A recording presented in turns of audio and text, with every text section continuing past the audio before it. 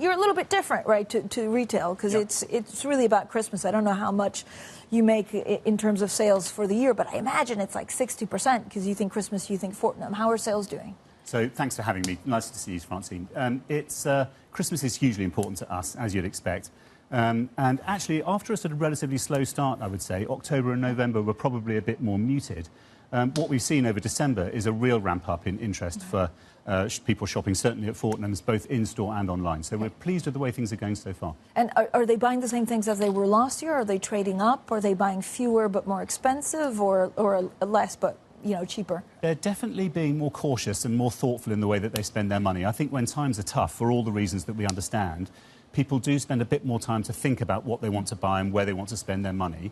And I think Fortnum's, which is actually a business that attracts a very, very broad demographic, not just international tourists, but also a big domestic business, can attract people who are just looking for that small moment of joy, and I think that we're quite good at providing that. But is it tourists that are coming? I mean, again, if you can break down kind of like what you've seen so far. Now, you keep on hearing that there could be also a very late surge in Christmas spending. So very late surge in Christmas spending. It's not so much tourists at this time of year. It tends to be more domestic audience, actually.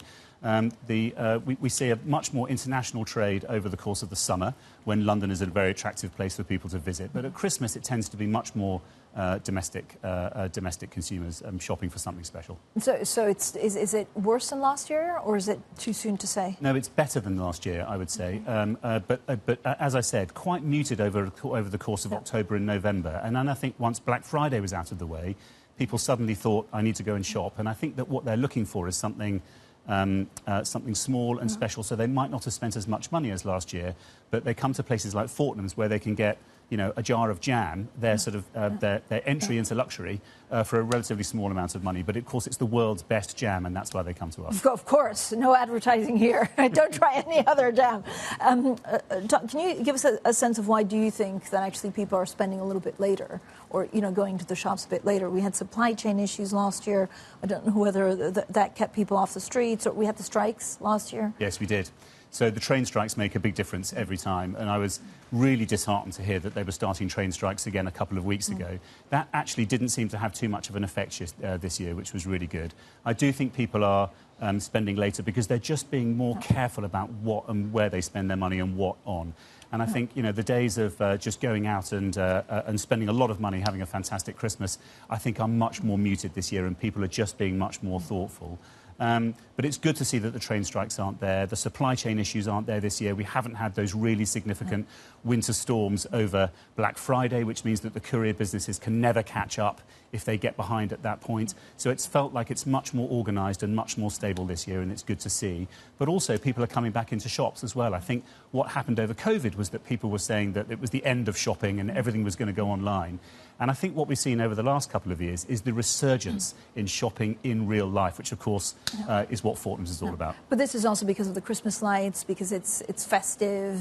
I imagine it's different during the Christmas holiday period to other parts of the year. It is, although, I mean, our strategy is to become more relevant to more people more often, and that means all the way through the year. So those key gifting moments, Valentine's Day, Mother's Day, Easter, summer picnic, all of those things are hugely important to us. And actually, as a result, we're now profitable pretty much all the way through the year, whereas I think historically it was a business that was just profitable at Christmas.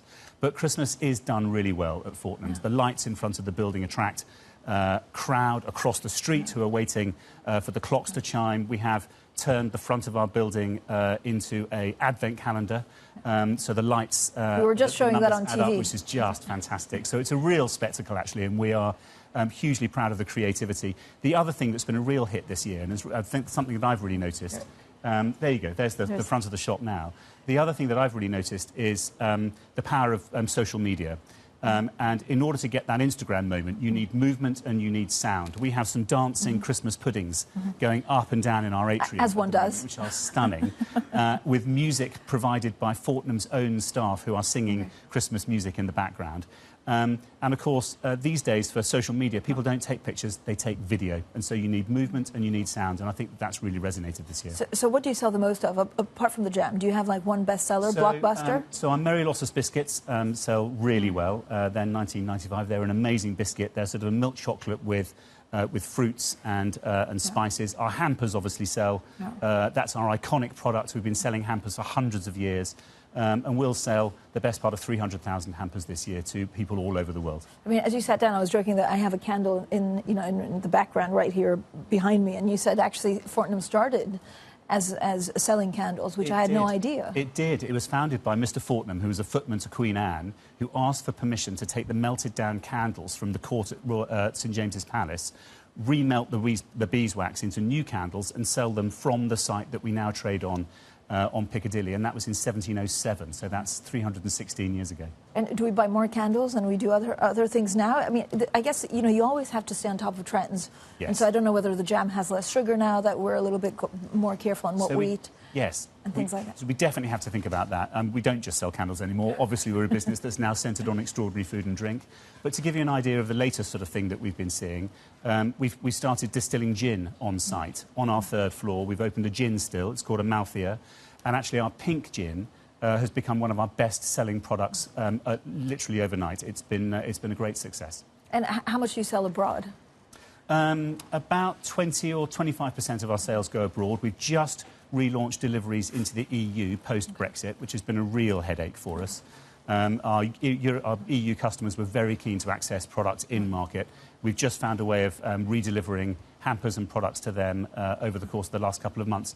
And I really think that that's a business that's going to grow next year. And then the US as well is a big opportunity. But so for the EU, this was a problem of what, tariffs, taxes, or just the time it took to get them? It's the administrative burden of shipping food into the EU because of the regulations around food.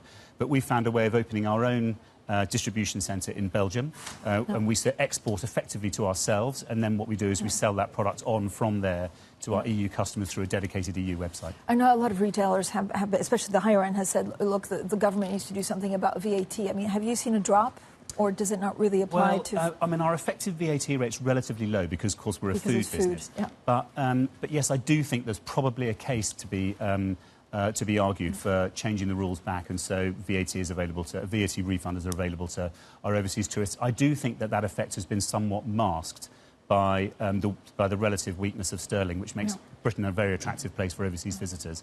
And I suspect that's only going to get worse as the Paris Olympics start to hit next year, where the rest of Europe will become more attractive. So I do think there's a case to answer on that, yes.